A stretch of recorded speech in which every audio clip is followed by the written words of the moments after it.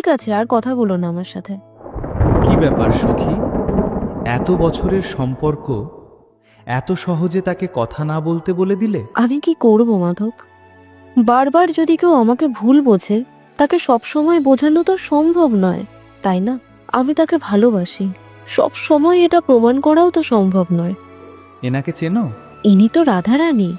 হ্যাঁ, রাধাও একদিন আমার উপর খুব অভিমান করেছিল।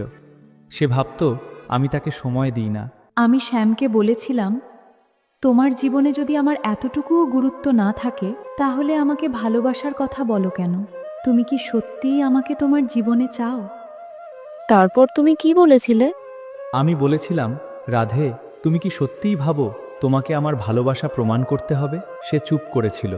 আমি বলেছিলাম, তুমি আমার কাছে কোনো পরীক্ষার উত্তর নও যে প্রতিদিন তোমাকে প্রমাণ করে বোঝাতে হবে তুমি কতটা গুরুত্বপূর্ণ।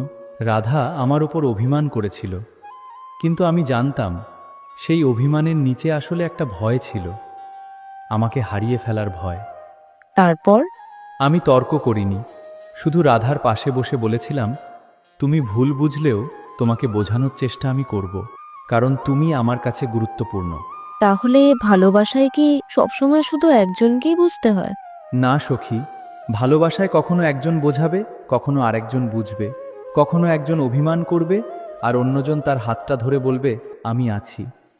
কিন্তু যদি দুজনেই শুধু নিজের কষ্টটা দেখাতে থাকে, তাহলে ভালোবাসা থেকেও ভুল বোঝাবুঝি জন্ম নেয়। তাহলে আমি এখন কি করব? তাকে ফোন করে একবার বলো, আমি তোমাকে ভালোবাসি, কিন্তু তোমাকে সেটা প্রতিদিন প্রমাণ করতে চাই না। তুমি আমার ভালোবাসাটাকে বিশ্বাস করো, আমার ভালোবাসাকে একটু সম্মান করো। তারপর দেখো সে কি বলে। আজ আমি চলি, আবার দেখা হবে। রাধে রাধে।